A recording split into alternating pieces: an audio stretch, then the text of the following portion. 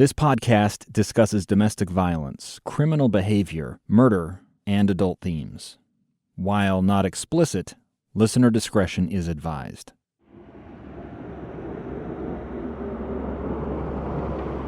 Snowplows were out in the pre-dawn darkness. A significant winter storm was sweeping across much of the United States on the morning of Monday, December 7th, 2009. It dropped snow from the Sierra Nevada to the Great Lakes. A few inches had already fallen on the floor of Utah's Salt Lake Valley during the overnight hours. Debbie Caldwell was up early, as she always was, preparing for the arrival of her daycare kids. They trickled in, shedding coats and caps, some still rubbing sleep from their eyes. They arrived with red, snotty noses from the sub-freezing cold, in the care of anxious parents who were bracing for a work week that was starting off with a bad commute. Debbie marked the time of each arrival on her log. Two of the kids, Charlie and Braden Powell, weren't there, which was odd because they usually arrived like clockwork at 6:40 a.m. on Mondays, Tuesdays, and Fridays. Pickups in the afternoons were another matter. Josh, their dad, made a habit of showing up late, or not at all. That could be a blessing because he made the other parents uncomfortable. They had a nickname for Josh. They called him Rocks for Brains. Debbie didn't much care for Josh herself. She also didn't care for clients who showed up late, but a little delay made sense that morning in light of the weather. She continued with her Monday routine, expecting Charlie and Braden to arrive at any minute. The clock ticked past 7 a.m., and then 8. Still no sign of the Powells. I was thinking this is not like Susan, so I called the house.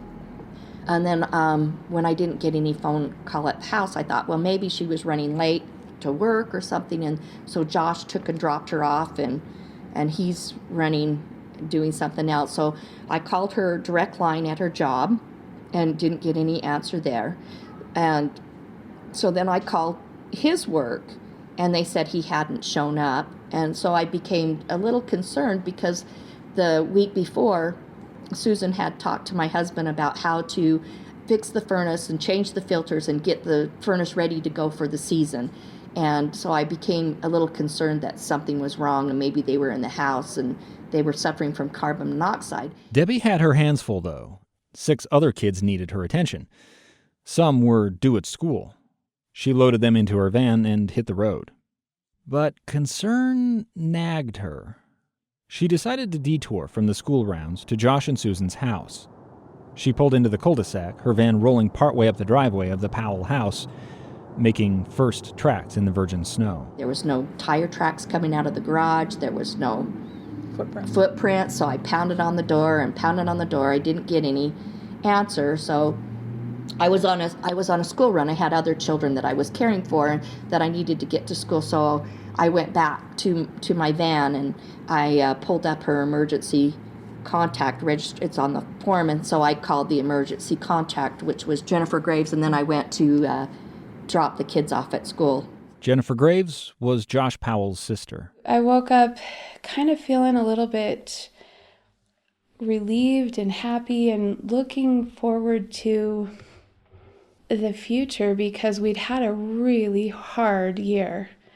We'd closed a business that was failing. We'd had some other significant issues with other family members. And that was just very difficult. And we felt like those things were being handled and behind us. And we'd gone through the worst of it. And so I was pretty optimistic about the future. And then we got that phone call from Debbie, and it was just devastating. Completely threw us for a loop again. Jennifer told Debbie she hadn't heard from her brother or sister-in-law that morning. She grabbed her kids and her mom, Teresa, and started driving the snowy roads north toward Josh and Susan's house. Jennifer lived in West Jordan. That's about a 15-minute drive away on a good weather day from Sarah Circle. While on the way, Teresa dialed 911. It was 9:53 a.m. My son and his wife and their 2 children haven't responded to anything this morning. They normally would go to work and take their children to the daycare 2 or 2.5 hours ago. And they're not responding to calls, or they're not responding to people pounding on their door, and there's no tracks coming out of their driveway.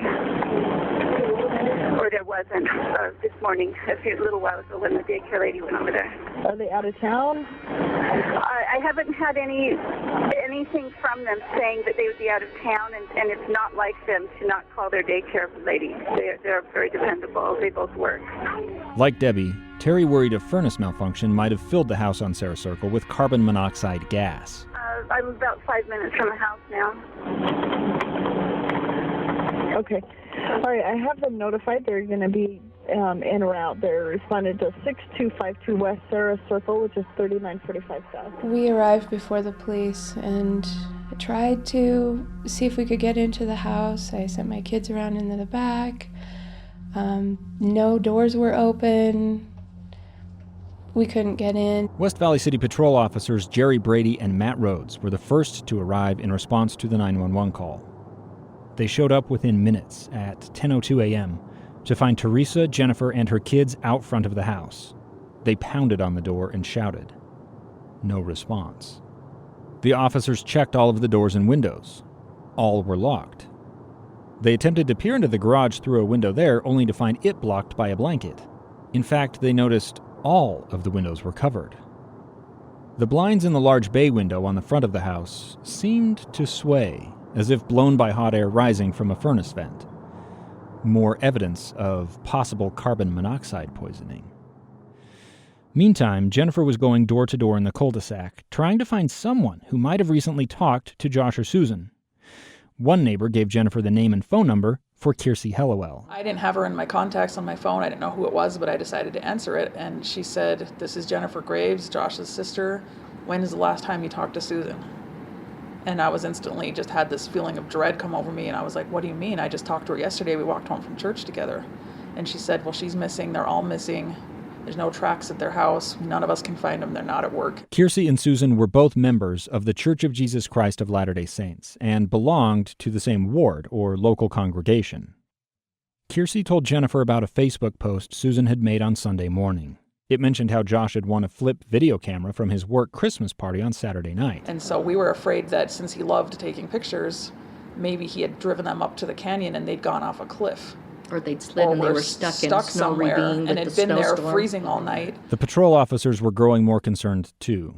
They figured Josh, Susan, and the boys were either unconscious in the house or hadn't been home since the storm started during the night. They called for backup. A sergeant arrived and tried to use a device called a bump key to unlock the door, but it didn't work. Short of options, the police turned to Terry and asked her permission to break a window. It took some convincing, but she agreed. It was 11:39 a.m. Hi, Susan. It's Jessica calling from Back Health Chiropractic. I did have you scheduled with the boys today at 8:40. We haven't seen or heard from you, so we were just concerned. Hope nothing tragic has happened. Hi, Susan. We're at Aspen. Just looking for Josh and to make sure you guys are okay. We have received a phone call from Josh's dad, I guess. Hey, it's Mary. Josh's sister's kind of freaking me out, and I'm kind of stressing not hearing from you either. So. Hey, Susan, it's Savannah. Hi, Susan. It's Mom. It's Monday in the afternoon, so December 7th. Susan, we're all worried sick and hear from you. Susan, it's 5 to 6. Hey, Susan. I'm just worried about you and thinking about you. You know, a lot of us are looking and worried about you. We love you. I really hope everything turns out okay. If you are okay and you get this, please do call me. And I'll talk to you soon.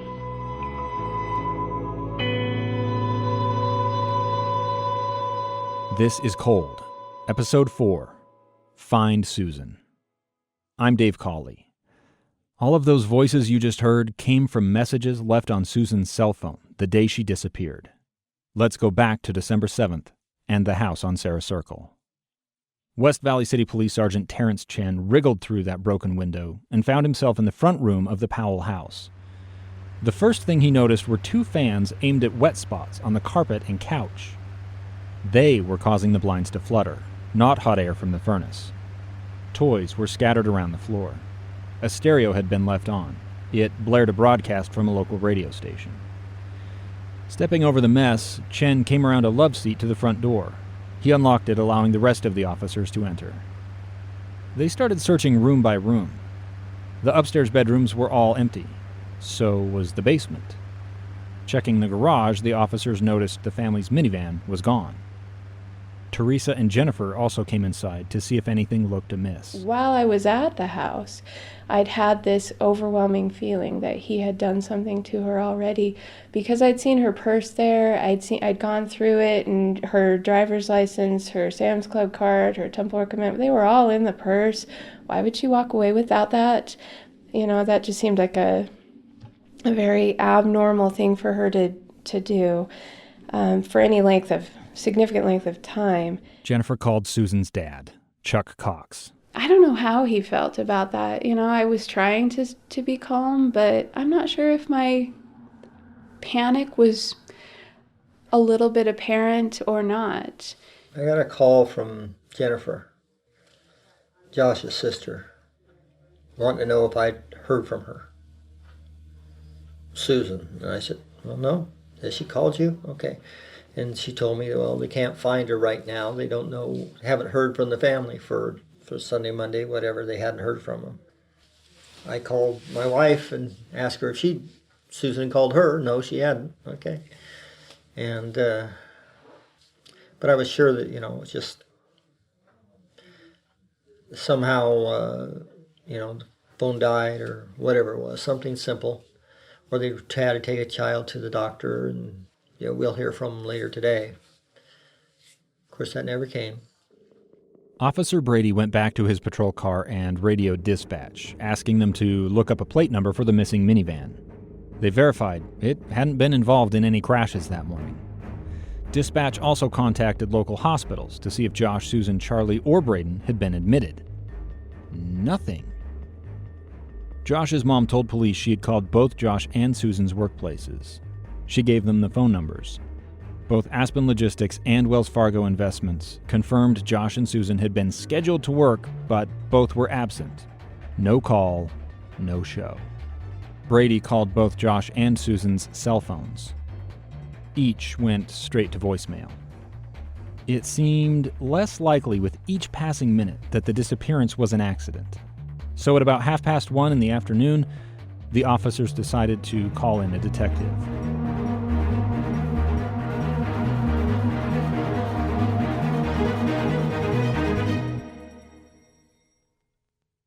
Ellis Maxwell had always wanted to be a cop, at least as far back as he could remember. He'd grown up hearing stories about the job from his father's dad. He saw the uniform and heard tales of heroism. Even as a boy, he'd wanted to be a part of it.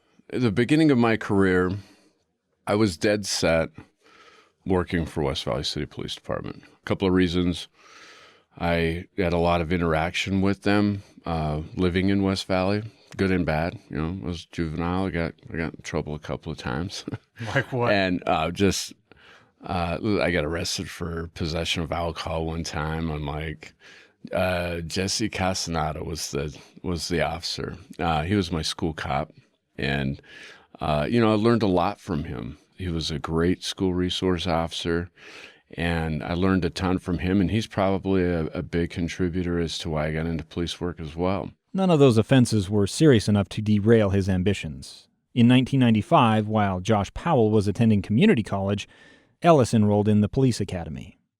He paid his own way, hoping to make himself marketable to a department. If that ended up being his hometown of West Valley, all the better. But he knew the odds were against him. Because in the academy they told us, look, you may or may not get a job. It's tough. And it was like that. I mean, you'd go interview or go test somewhere and you'd have hundreds of applicants, at times thousands. Ellis graduated the academy, cleared his certification exams, and prepared to enter the world of law enforcement. He sent out a lot of job applications. The job market, as the academy had warned, was very tight. Ellis saw West Valley was hiring, not the police department, but instead the city's code enforcement division. So I put in for that thinking, hey, get in, get my foot in the door, right? Get my foot in the door, do a bang-up job, apply for the police department, transfer over. Sounds pretty easy. Not the case. Code enforcement was not glamorous work. Ellis had to chase down abandoned shopping carts and issue citations for junky yards. But the job kept his certification active. Before long, he took a second job as a reserve officer in the mountain resort town of Park City, home to world-famous ski resorts and the Sundance Film Festival. Working the equivalent of 2 full-time jobs put a pretty big strain on Ellis and his young family. We had our first child in December of 97. And so I think it was around the spring of 98 that they still wanted me to work these hours, and I couldn't, so I quit. His dream remained getting a gig as an actual officer in the West Valley City Police Department. He applied again and again and again. The persistence did lead to an interview, which ended without Ellis getting the job. He reached out to a friend in the department who told Ellis he was just too soft-spoken. So the next time I interviewed, I didn't get the job. And so I went to him again, and I said, hey, what did I do wrong? How can I become better? And he told me the same thing. You're too soft-spoken. And I said, that's what you told me last time. He applied a third time and cleared the interview, only to be washed out by an out-of-state contractor's psych evaluation. At that point, I was done.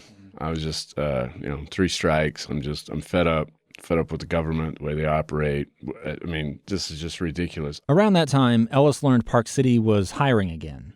He'd enjoyed his time as a reserve officer there and figured joining the active duty force would be a good step up from the drudgery of code enforcement.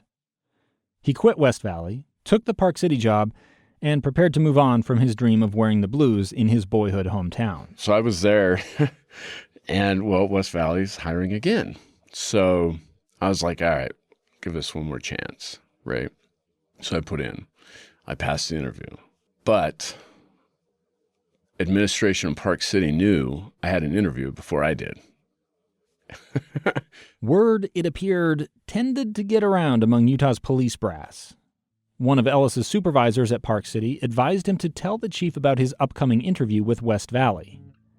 Ellis thought that was a bad idea. I'm not going to go to the chief and be like, hey, thanks for hiring me, but just to let you know, I'm looking at West Valley and I got an interview with them. That's just ludicrous. And so I didn't, and I guess the chief was very upset. And from that point forward, my short stint at Park City full-time, it was not good. The chief asked Ellis to resign. He couldn't understand. He had done good work for Park City, so he refused. And he got pissed, and he stood up and slammed his fist on the desk, and you're fired. And I was like, wow, never been fired before. So I left, and I was driving down the canyon of Parley's, and my wife at the time was pregnant. She was due in like 2 or 3 months, and I don't have a job. She was not working. I own a house, and got all this. I'm like, this is nuts. And ironically, West Valley Code Enforcement hires me without a bat of an eye. They give me my pay. They give me my seniority. The whole experience left Ellis disillusioned. He figured it was time to change course, go back to school, learn a new trade. Maybe, he thought, he'd go into construction. Then a friend, a retired officer, put a bug in his ear. He said, hey, West Valley's hiring. You should apply. And I said, I think I'm done. No, he wasn't. He talked me into it, and I went into that interview. I didn't care. I didn't wear a tie. I wore jeans. I wore a button-down shirt. I didn't shave. And I just went in. I didn't do anything polite like what you're supposed to. Please have a seat. No, I sat down when I wanted to sit down. I answered their questions, and then when they said, you got any questions for us? I said, no, I got up and walked out. Now, this was not the same soft-spoken young man who had 3 times applied and 3 times been rejected. I came out, and I was in City Hall, and I passed one of the sergeants, and they're like, don't tell me you just interviewed. And I said, yeah. I said, I don't care. I mean, a lot of you folks know who I am, my work ethic. If you want to hire me, hire me. If not, screw it. And I left, and I got the job. At last, Ellis had achieved his dream. He was a West Valley City police officer. He had a plan: stay in West Valley and spend long enough on the job to qualify for his police pension. So the whole goal was to get in, do 20 years, retire, experience as much of police work that I could, work as many assignments as I could, and if I was still sane, alive, and get out. It was September of 2001. As the dust of the Twin Towers settled in New York City, Ellis hit the streets on patrol in West Valley. A year and a half later, he joined the investigations division and became a school resource officer at Granger High. In 2006, the department moved him onto child sex abuse cases. So I wasn't really too thrilled, but it was an opportunity to take on a new challenge, and I did. And I did that job for almost 2 years. I left there in 2008. Ellis faced a crossroads. He'd spent enough time in the trenches by that point to qualify for a promotion. He didn't particularly want to become an administrator, but figured he could make sergeant and ride that rank to retirement. On the other hand, a colleague told him the Major Crimes Division was short-handed. He's like, hey, why don't you come over and join the team? And I was like, no, absolutely not. I know what you guys do. Major Crimes handled violent cases, robberies, shootings, that kind of stuff. They were also the homicide squad. Ellis had done enough work over the years supporting Major Crimes to know it was a stressful gig. So I knew what they did. I knew they were busy. And I told him, absolutely not. 1, I don't like the smell of dead people. 2, I like my time off, right? I'm like, I have no desire. And he kind of kept talking to me about it, and I kind of thought about it, and I thought, maybe it is a little too early to promote. Ellis moved to Major Crimes in May of 2008. He was still there on the morning of December 7th, 2009, when a family of 4 turned up missing.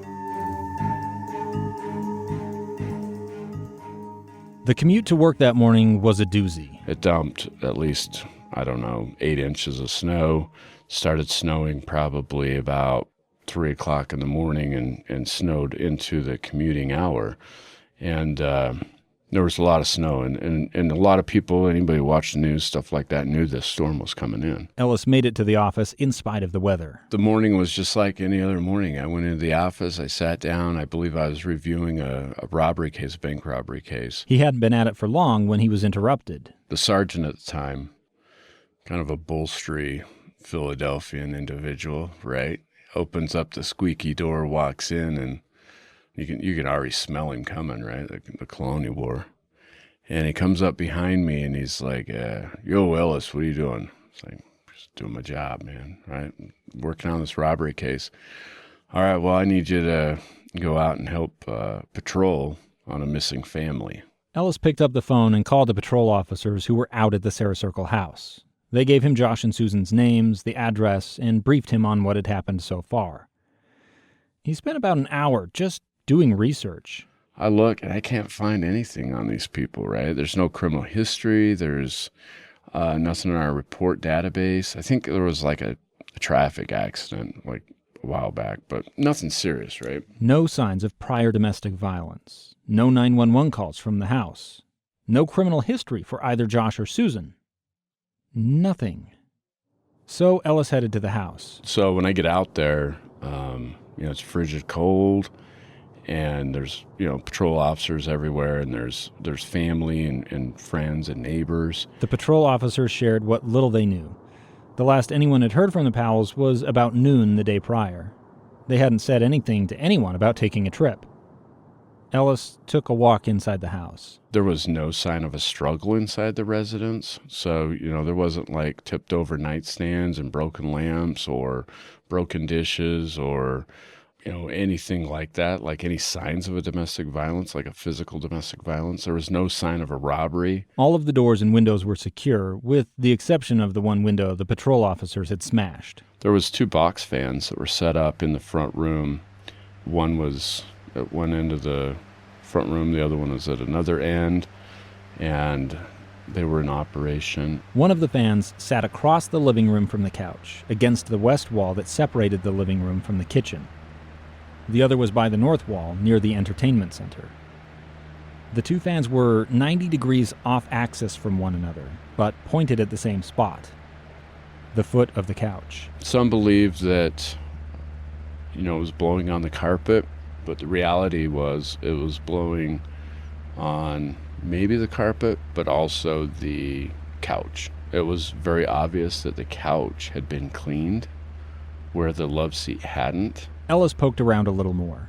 He noticed a flip video camera on a shelf, still sealed in its packaging. It was the prize Josh had won from his work party on Saturday night. There went the theory that the family had gone out to test their new toy. He moved down the hallway to the master bedroom. There was a vacuum sitting in the middle of the floor. There was a steam cleaner. And more importantly, Susan's purse is sitting in there and undisturbed, right? Like her wallet's in there, her ID's in there, her keys are in there. You know, after we look through it, you can tell there's no credit cards missing or anything like that. No cash is missing. She had jewelry in the bathroom and in the bedroom. None of that appeared to be missing. If somebody was going to rob the place, they're not going to pick out jewelry and then put it back nicely, right? This was all very odd. Ellis called dispatch and had them place Josh, Susan, Charlie, and Braden, as well as their van, on NCIC. That's the FBI's National Crime Information Center database, a system cops from across the nation use to share information about cases. If officers anywhere in the country encountered the Powell family, he'd hear about it immediately. He made other calls. Hi, Susan. This is Detective Maxwell with West Valley City Police Department. If you could give me a call back, I'd appreciate it. You can call 801. I've called, Susan's phone. I called Josh's phone. They both go directly to voicemail. They don't ring. So that's a clear indication we all know the phones are off. Josh's mom told Ellis she and Jennifer were Josh and Susan's only relatives in Utah. She alluded to some friction in their marriage, but glossed over the details. Kiersey Hellawell offered a more damning account. As one of Susan's closest friends, she was privy to more of the couple's private life. She told Ellis how Susan had struggled to make peace with her husband over his falling away from their religion. She described Josh as controlling and verbally abusive. Ellis talked to Debbie, the daycare provider, who described how she had kicked off the whole thing that morning. He talked to Susan's mom and Josh's dad, both of whom were in Washington.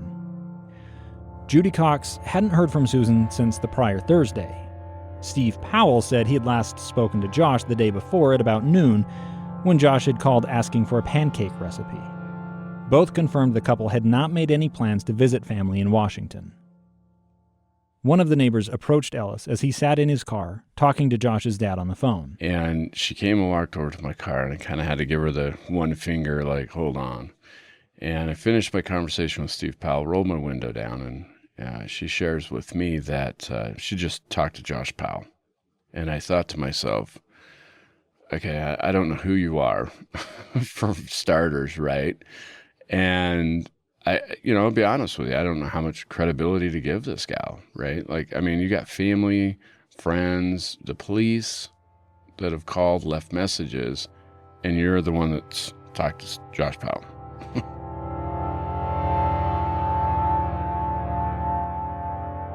Giovanna Owings did not want the spotlight. I don't want to be famous for being the last person to see Susan Powell alive, Like it or not, she was. Giovanna's son Alex had babysat for Josh and Susan the night of Saturday, December 5th, when they went to Josh's work Christmas party. The next afternoon, on Sunday the 6th, Susan called Giovanna after church. The blanket that she was working on for one of her boys, the yarn was all messed up, and she asked if I could come over and help her with, untangling it.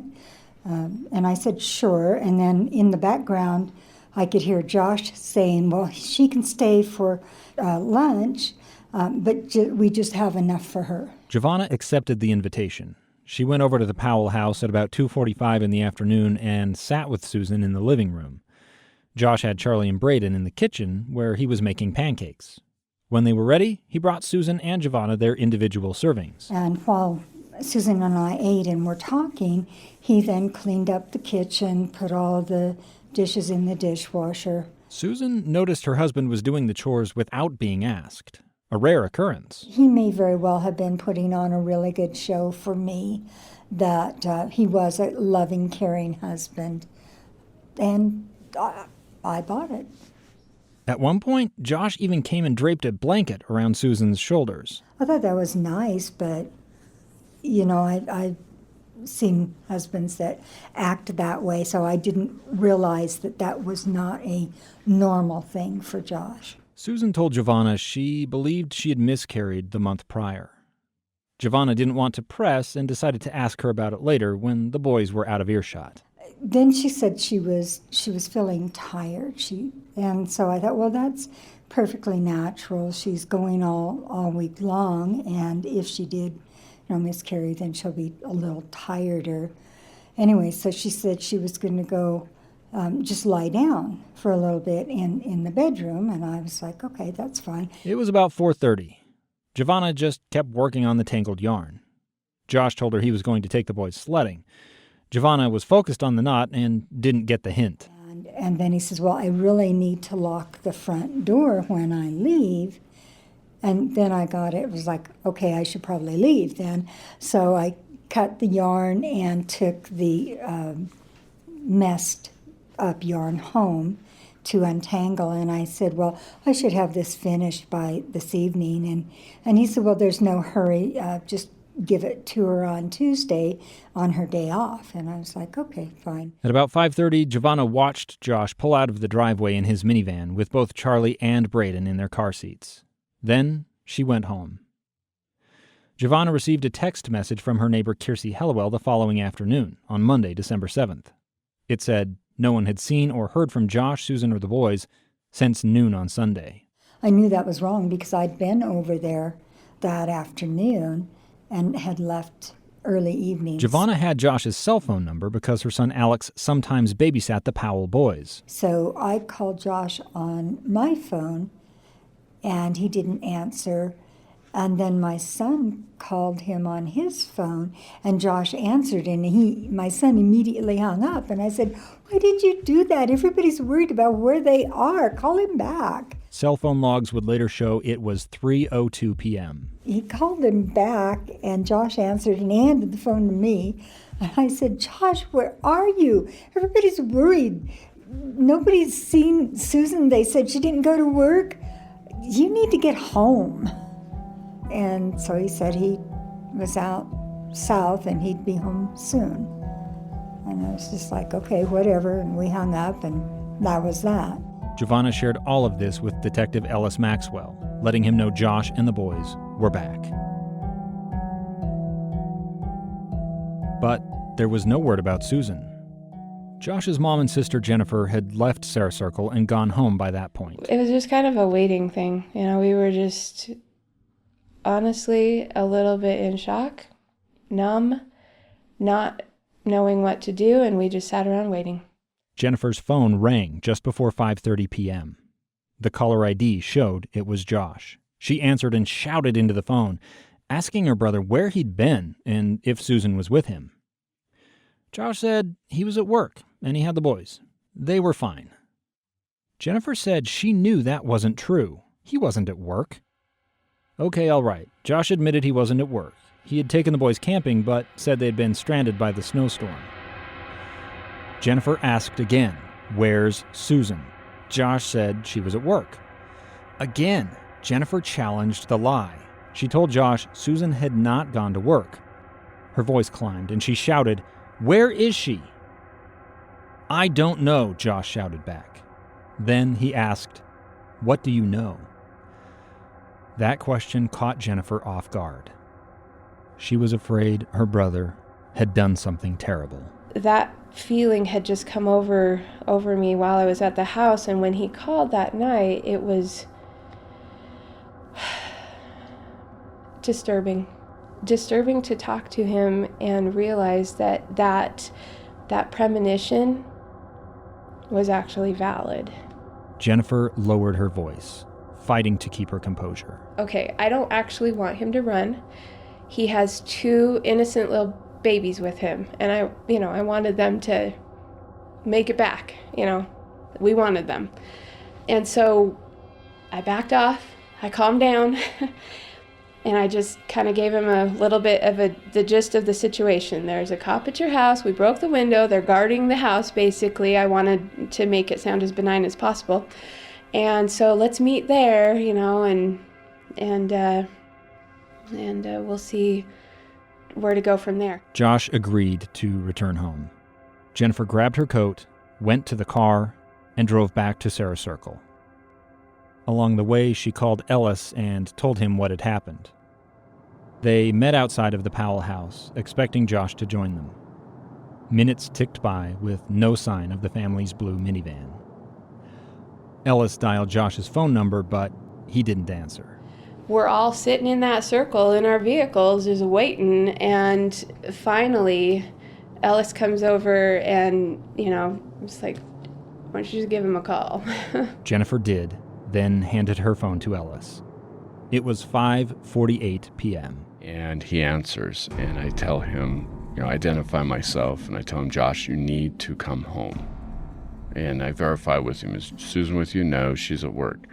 Okay, well, you need to come home. We have been at your home now for, 8 hours, 9 hours, whatever. You need to get here. Josh replies, I need to go feed my kids. We need to go get... And then he ignores me and starts asking his kids, what do you want? You want pizza? Do you want hamburgers? And at this point, I'm really frustrated because he just has that I don't care attitude, right? And so I tell him, I said, and I was more, I guess, forceful with my words, and I told him, you need to come to the house. Like, you need to come here now. Your kids can eat here, but you need to get here. Josh said, okay. Ellis asked how soon he'd arrive, and Josh said, he wouldn't be long. But Josh didn't show up until about 6:40 p.m., almost an hour later. So Josh is just taking his sweet time.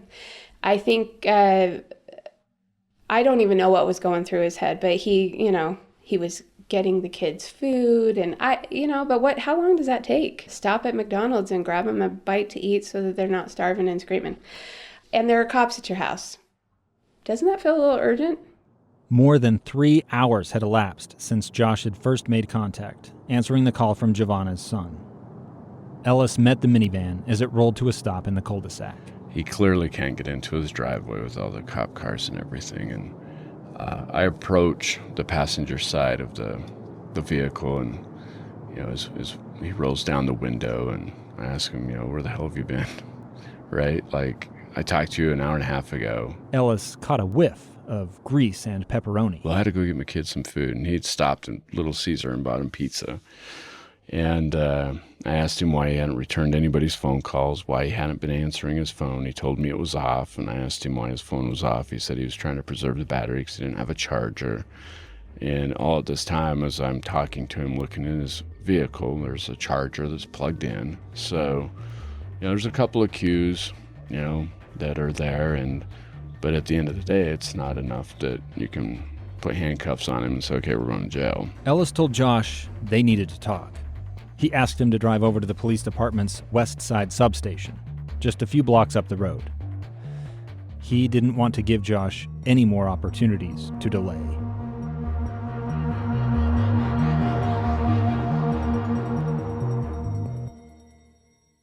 At the substation, Ellis set down an audio recorder and got right to the point. Do you know where Susan's at?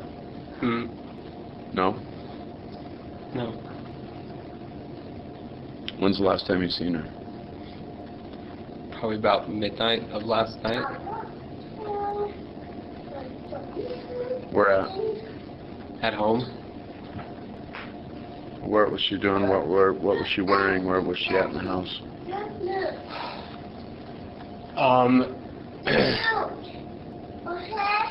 She was wearing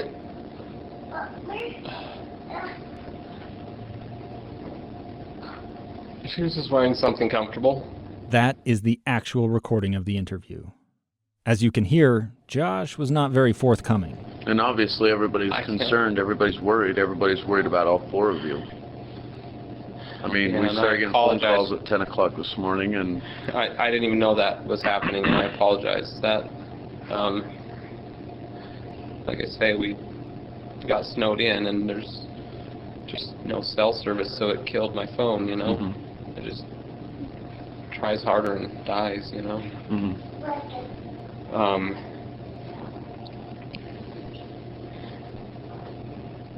fact, I actually turned it off to try to save the battery. Ellis made note of the battery excuse again, but didn't call attention to it. Instead, he asked Josh to describe everything that had happened over the last 48 hours.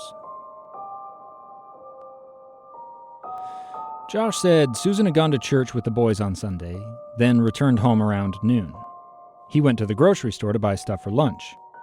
Susan invited Giovanna to come over while he made pancakes and omelets. He said Susan had taken a nap after lunch. Giovanna stuck around until about 5:30. Here, Josh and Giovanna's stories diverged. Josh claimed he remained home when Giovanna left, contradicting her eyewitness account that Josh left the house at the same time with the boys. He told Ellis he was home at about 6:30 when Susan woke up, ate a hot dog dinner, and then settled down for another nap with Braden. At that point, Josh said he took only Charlie sledding. They came back at about 8, at which point Josh read a book to Charlie and put him to bed. Then Susan gave her husband a chore to do at 10 p.m. on a Sunday night. She wanted me to clean the couch, so I did. And then we watched. What do you mean by clean the couch?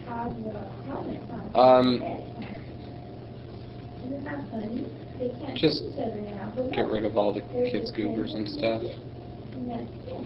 So like what, like a washcloth or something, or an Actually, upholstery I'm a cleaner? rug doctor. Okay. So you use the rug doctor and clean the couch? Yeah. Okay. The rug doctor, the same one Ellis had seen in the master bedroom that afternoon. Josh said he had set up the fans in order to dry the couch after cleaning it to keep mildew from forming. Ellis wanted specifics about the camping trip. Josh told him Susan, she'd known about it, and she was okay with it. Okay. And where did you drive to? You said Pony Express? Well, I started heading south through Tooele. Just turned onto the Pony Express. Mm-hmm. And that's, how far down the Pony Express did you go? Not very far. Maybe 20 miles, I don't know. 20 miles on the Pony Express? Maybe. Okay. Did you just stop on the side of the road or stay on the road when you went down there? Is that where you just drove straight to? From your house? Pretty much, yeah. Pretty much. Where'd you stop in between? Well, I mean, no, that's it. Well, pretty much. I mean, it's... Sorry. I mean, pretty much means you stopped somewhere else. So No, I just went straight there. You drove straight to the Pony Express? Josh's answers were all but useless. Anytime I would ask him certain questions, the answers I got was, I don't know, I don't remember, or it was silence, or he would try to deter the conversation a different direction, all right? Such as when we sat down in the West Side precinct there, and he would turn his attention to his kids to avoid questioning. Charlie and Braden continually interrupted. Yeah, it was definitely a mistake on my end. I should have left those kids with Jennifer or Teresa.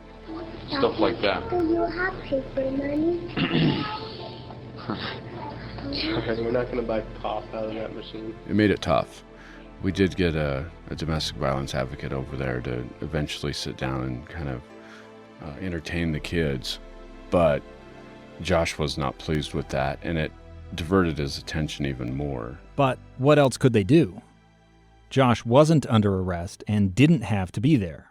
Forcing the issue with the boys might have ended the interview. The last thing I want is him to not talk to me. So Ellis dealt with the situation as best he could. So when you got to your destination, 20 miles, possibly 20 miles down the Pony Express, what, did you just stay on the road? Did you pull off on the side of the road?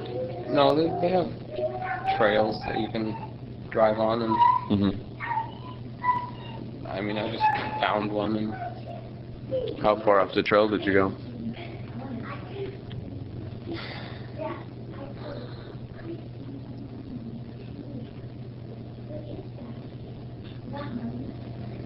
I don't know, a mile or something. I don't know. Josh told Ellis he had mixed up the days in his head, that when he'd left on Sunday night, he thought it was Saturday. He realized the mistake only after waking on Monday morning. By then, it was too late to call his work and beg forgiveness.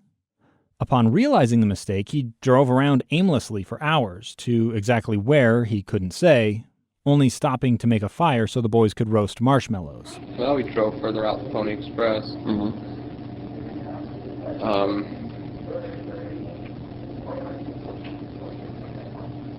To that campground. Okay. We turned around. Okay.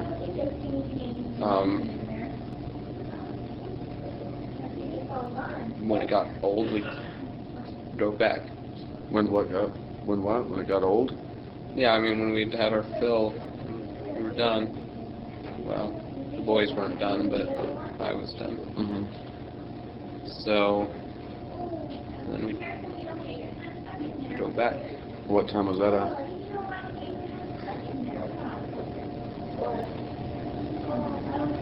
I don't know, maybe 2. And that's when you started coming back home? Yeah.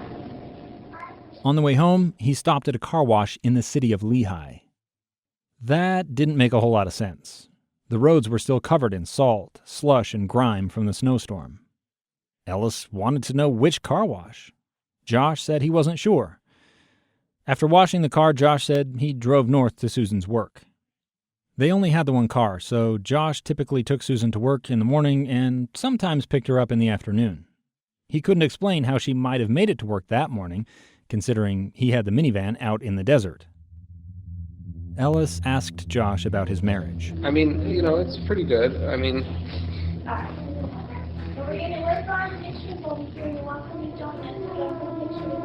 we sometimes have disagreements, but Yeah. you know, Everybody has disagreements. Right? I think so. So nothing. It's not like we really get in screaming fights or anything. Yeah. Well, not usually. This happened a couple of times. Yeah. But, you know, it's very, very rare. Oh, come on. That wasn't true. Ellis held his cards close, not revealing the stories he'd already heard from Kiersey, Jennifer, and others. You guys only have We one see a case. counselor. What do you see a counselor What do you see a counselor for? Like a marriage counselor? Yeah, just a marriage counselor. Just, you know, working out issues. What kind of issues are those?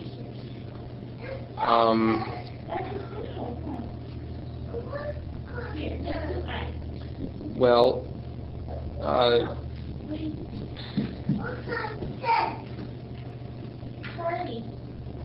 I mean, frankly, she has kind of a temper. Okay. And I guess sometimes I'm lazy. Okay. So that led you guys to marriage counseling? Yeah, and I wasn't going to church. Apparently it bothered her a lot, so I've been going to church. I didn't go last. Ellis asked Josh to name his wife's closest friends. His first answer was Debbie, their daycare provider. He offered a few other names, including Linda from Susan's work. He didn't know or didn't want to offer Linda Bagley's last name. Which makes it challenging, right? Because you can't challenge his answers because he's not giving you too many lies, if any. Just, I don't know, I don't remember. Well, let me tell you something. You're kind of being helpful, but you're not being helpful. Because, I mean, I've been married, and I know who, I can tell you who my wife's closest friends are. You know what I'm saying? And I actually know who her closest friends are, and you're telling me... Ellis's reservoir of patience had run dry. First, we're taking a report at 10 o'clock. Well, I think she would go to work. She didn't go to work, dude. I mean, I think she would try to go to work. Okay, well, she didn't even try to go. Well, I don't know. She didn't go to work. She wasn't at work. She didn't go to work at all today. So...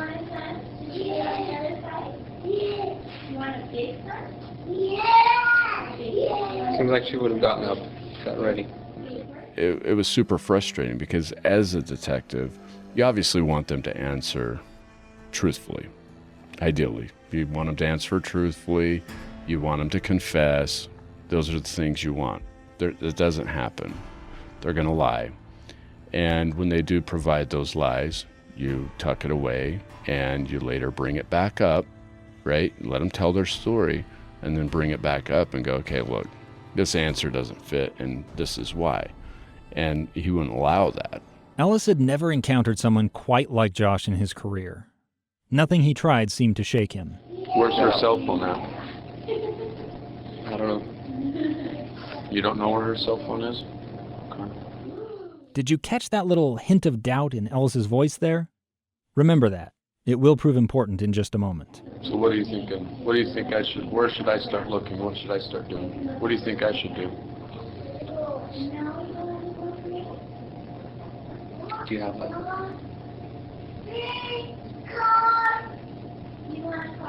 Do you have a line to the hospitals? It's already been done.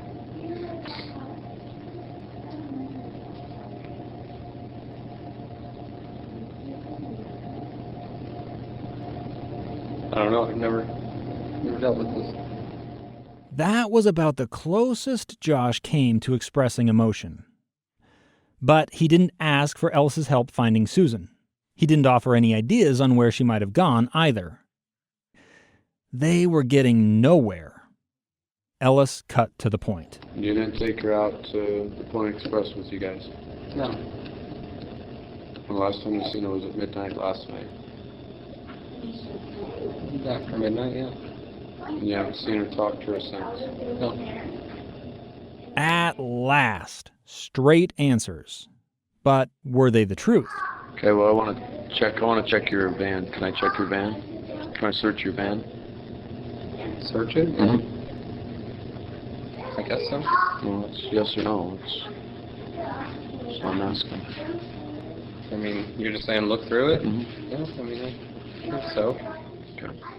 He's reluctant. He's hesitant. What are you looking for? Why do you need to do this? And, explain to him, well, it's just protocol, man. Like, your wife's missing. We need, you've been gone and you don't know where she's at. We need to look in your van. Ellis handed Josh a consent form, which he signed. He does, with the agreement that he will stand by and stop us at any time. So you got to do what you got to do. And so he signs, and we go out and we start looking through his van. Ellis and his partner, Gavin Cook, lifted the tailgate and opened all the doors. Josh plopped down in the driver's seat. A blue plastic tarp was spread across the floor in the back, as if to keep the carpet clean. On the left were tools, including a wood-handled shovel, a rust-flecked metal rake, and a yellow-bristled broom. Next to those sat a humidifier and a dusty plastic tote that have just ridiculous amounts of unopened camping equipment that you would find in Kmart or Walmart, right? In the tote were a poncho, a Mylar emergency blanket, a tablecloth, tent stakes but no tent, toilet paper, a mosquito coil, and a multi-tool, among other knickknacks. You can see pictures of all of this at thecoldpodcast.com. To the right of the tote was a blue plastic toboggan.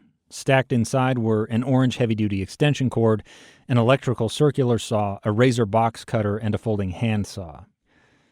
By the sled and in front of the tote were a red 5-gallon plastic gas can and a Yamaha gas-powered generator. This guy has all kinds of stuff back there. In the rear passenger seats, the detectives found a comforter from a queen-size bed and other blankets, as well as extra clothing for Charlie and Braden. A storage compartment behind the driver's seat held a box of blue nitrile gloves. The front passenger seat was covered with clutter. A half-empty box of graham crackers sat in the footwell, along with a scarf which Susan had likely crocheted. A red onesie covered with Scooby-Doo characters was draped across the center console between the two front seats, along with a camera bag. But the most interesting thing that was discovered is in the console. So when you open the console in this minivan, there's like a tray, right? So you can put some change or small items. Well, if you remove that tray, the console goes much deeper and you can put bigger items in there. And we find a pink Motorola cell phone. "Whose phone is this?" Detective Cook asked. He held it up for both Josh and Ellis to see. And he looks and he is like a deer in headlights. And he can't speak. And he says, he doesn't say anything. And then I say to him, I'm like, Josh, why do you have Susan's cell phone? And he's like, and he starts stumbling. He's like, he says something to the effect of, well, I borrowed her phone. I borrowed her phone yesterday because I needed some cell phone numbers out of it, and I must have put it in my pocket and forgot.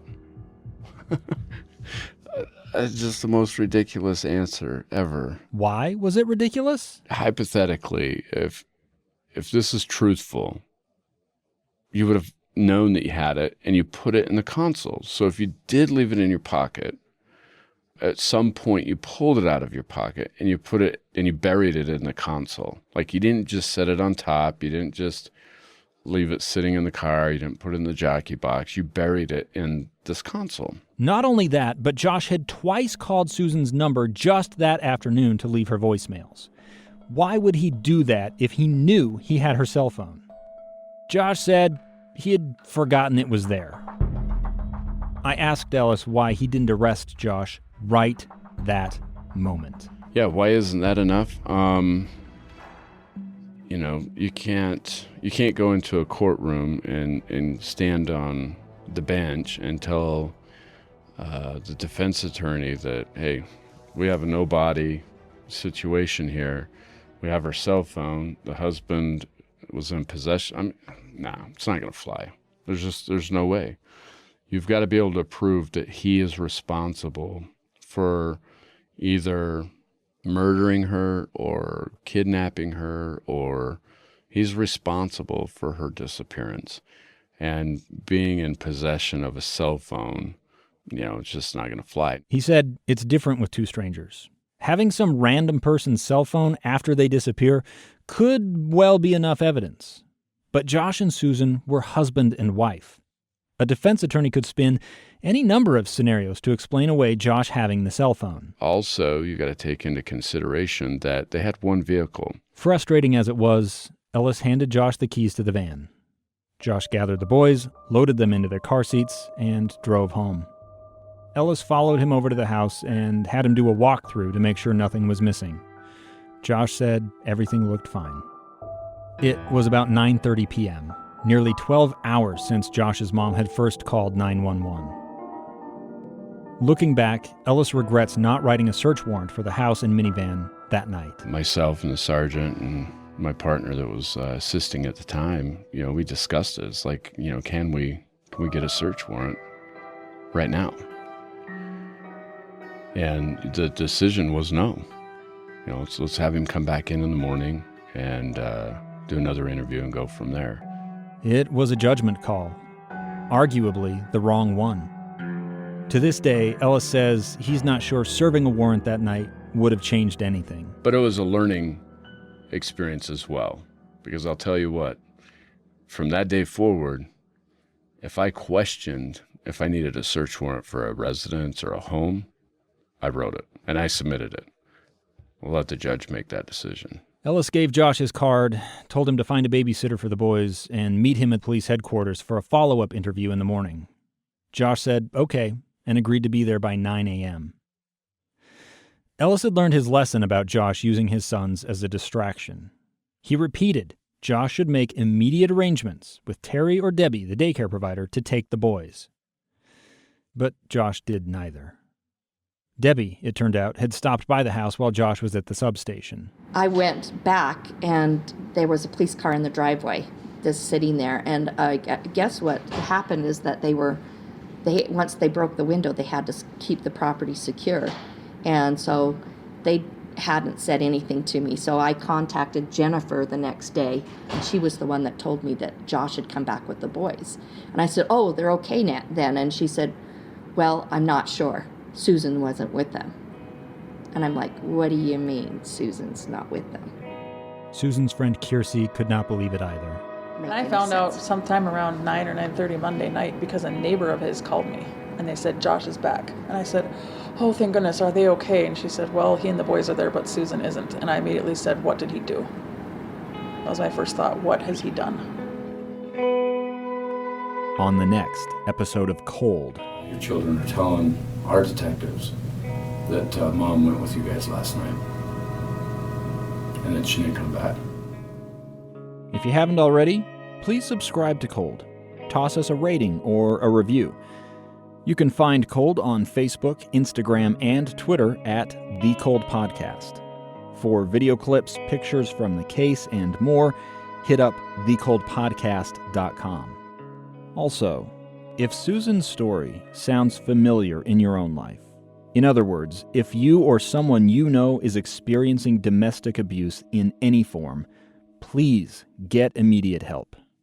In the U.S., support is a phone call away at the National Domestic Violence Hotline at 1-800-799-7233 or online at www.thehotline.org. A quick thank you to my team: Kristen Sorensen, Eric Openshaw, Ken Fall, Danielle Prager, Adam Mason, Jillian Friedman, and especially Cheryl Worsley for all of their help with this project. The music for Cold was composed by Michael Bondmiller, except for the guitar stuff. That was me. Cold is a KSL podcast. Thank you for listening.